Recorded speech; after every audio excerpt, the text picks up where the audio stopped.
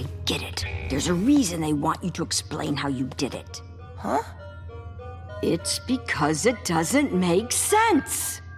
Hello everyone and welcome to Toon Rooms, the show that answers questions about your favorite cartoons, both old and new, to give you the answers to questions you've always asked. And today's topic is going to be focused on the Steven Universe special, Wanted.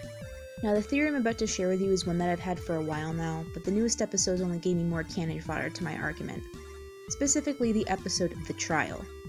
Quick recap of the episode if you haven't yet seen it. Steven and Lars have just been separated from one another after their capture from Topaz and Aquamarine. Steven is about to be given a trial with Blue Diamond and Yellow Diamond. Much like Earth, he's given the right to a fair trial and is given a lawyer. His lawyer is a Zircon, as is the opposing sides. After they go on break, Zircon goes on the whole spiel about how rose quartz couldn't have shattered Pink Diamond. It was impossible, as no rose quartzes were in her entourage or based anywhere near her. I would explain everything she says, but I figured it will probably be easier just to play the relevant clips. But even though she may have wanted to shatter Pink Diamond, could she? At the time that Pink was shattered, rose quartz had been a recognized threat for several hundred years. There were no rose quartz soldiers in her entourage, and none in her guard.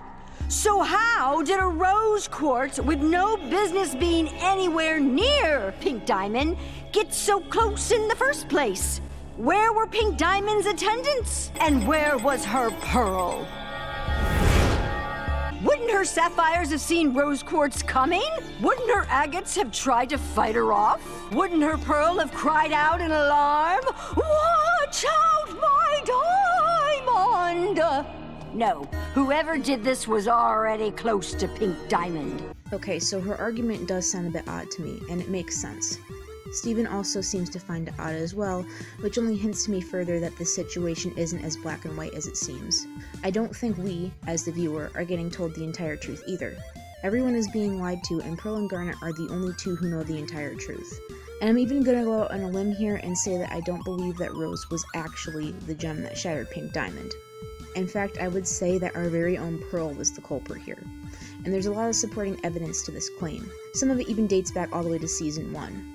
The entire story itself is just starting to piece together. The first bit of evidence that I'm going to talk about was just given to us, and it's that there were no rose quartzes stationed near Pink Diamond. Zircon had a point in saying that rose quartz was a distinguished threat for hundreds of years.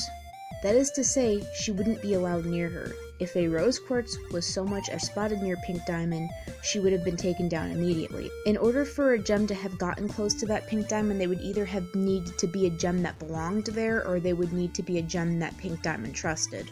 And there is one type of gem that is everywhere, especially near upper-class gems.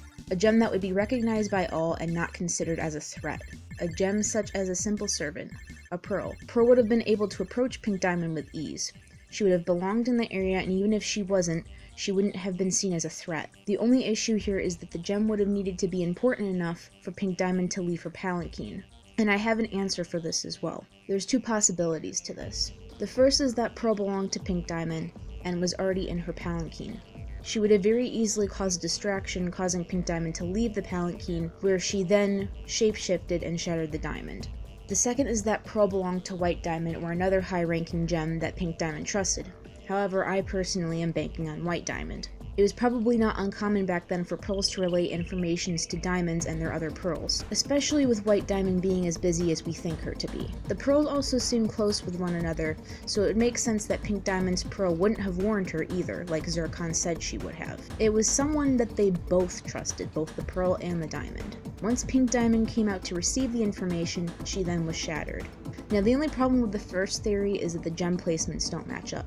As far as we know, the diamonds have gems that are close to them with matching placements. Their pearls and zircons are perfect examples of this, as they all have chest placement gems. So Pearl having a gemstone on her forehead wouldn't make sense for her being Pink Diamond's pearl if we're going on this logic. However, it does fit well with the theory that she was White Diamond's pearl. And it would also make sense for her to be in that high of a position, having what Pink Diamond would have thought to have been valuable information being delivered to her. So that solves that part, and we even have supporting evidence to back this up as well, which comes all the way back from Season 1, believe it or not. I guess Season 5 is gonna be the season of callbacks, huh? Anyways, if you guys remember back in Keep Beach City Weird and Cat Fingers, the subject of shapeshifting is brought up. And these aren't the only episodes that they're brought up in, but they're the only episodes that they're brought up near Pearl specifically. In both these cases, Pearl rejects the idea of shapeshifting herself. She even seems rather off-put and uncomfortable by it, and to this day we still haven't seen her shapeshift. We have, however, seen both Garnet and Amethyst shapeshift. Even Steven has.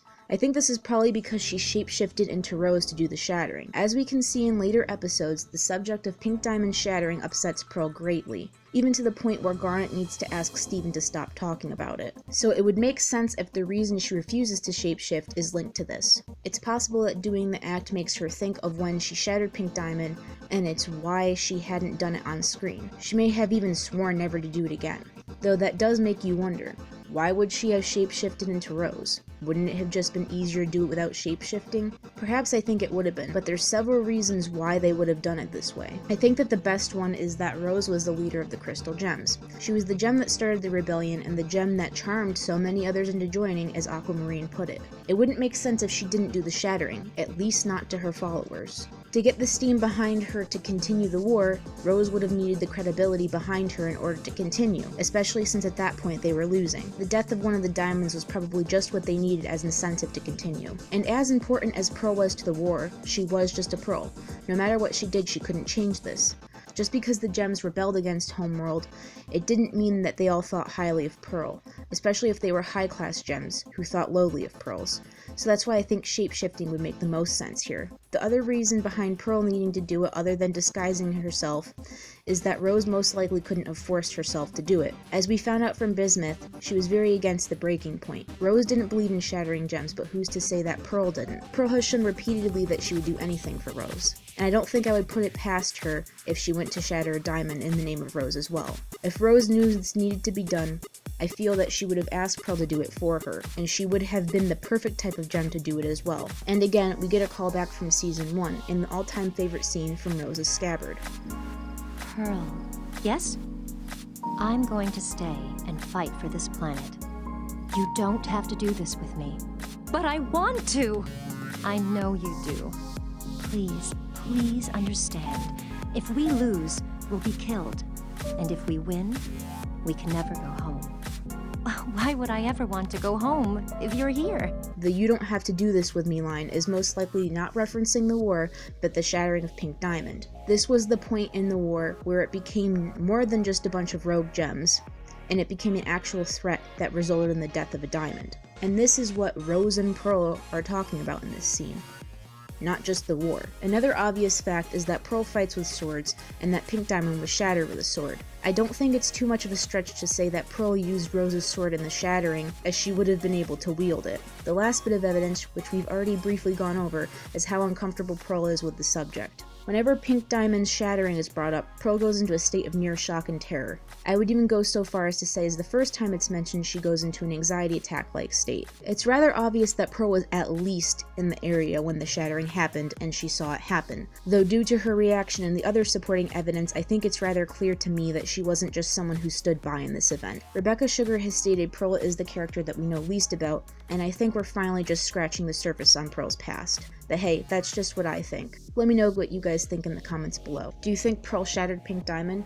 If not, who do you think it was? Perhaps one of the diamonds? Was Zircon onto something, do you think? And of course, if you liked the episode, be sure to like, comment, and subscribe. And I'll see you all in the next episode.